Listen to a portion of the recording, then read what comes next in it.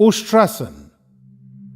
उष्ट्र एक संस्कृत शब्द है जिसका हिंदी में अर्थ होता है ऊंट। इस आसन में आपके शरीर की स्थिति ऊंट के पीठ के उठे हुए हिस्से की तरह हो जाती है। इस आसन को करने के लिए सबसे पहले आप वज्रासन में बैठ जाएं। हाथों को घुटनों पर रखते हुए शरीर को सर से पांव तक सीधा रखें। अब हम धीरे धीरे वज्रासन से अर्ध उष्ट्रासन की ओर बढ़ेंगे।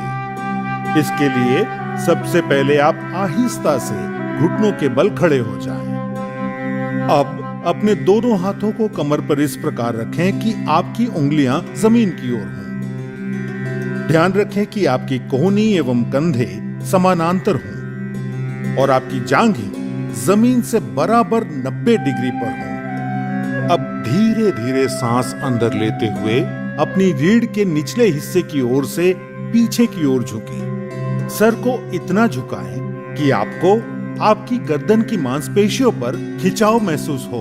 इस आसन को अर्ध उष्ट्रासन कहते हैं। अब हम अर्ध उष्ट्रासन से उष्ट्रासन की ओर बढ़ेंगे, जिसके लिए धीरे धीरे सांस बाहर छोड़ते हुए दाहिने हाथ से दाहिनी एड़ी और बाएं हाथ से बाईं एड़ी को पकड़े।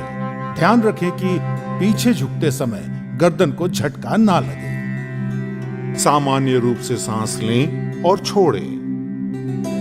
इस स्थिति में 10 से 30 सेकंड तक रहें। उष्ट्रासन से पीठ और गर्दन की मांसपेशियां मजबूत होती है। ये आसन सर और सीने में रक्त संचार को बेहतर बनाता है। इस आसन को करने से दृष्टि में सुधार होता है। ये पेट और कूल्हों की चर्बी घटाने में मदद करता है। यदि आपको हर्निया, चक्कर या गठिया की शिकायत हो तो यह आसन ना करें। हृदय रोग और उच्च रक्तचाप के रोगी ये आसन ना करें। अगर आपके पेट में चोट लगी हो या आप गर्भवती हो तो भी ये आसन ना करें। 10 से 30 सेकंड इस आसन में रहने के बाद अब आप एक लंबी गहरी सांस लें और धीरे से अपनी गर्दन को सामान्य करते हुए अपनी कमर को सीधा करें और वापस अपनी एड़ियों पर बैठते हुए वज्रासन की स्थिति में आ जाएं। और अब वज्रासन में ही सामान्य रूप से सांस लें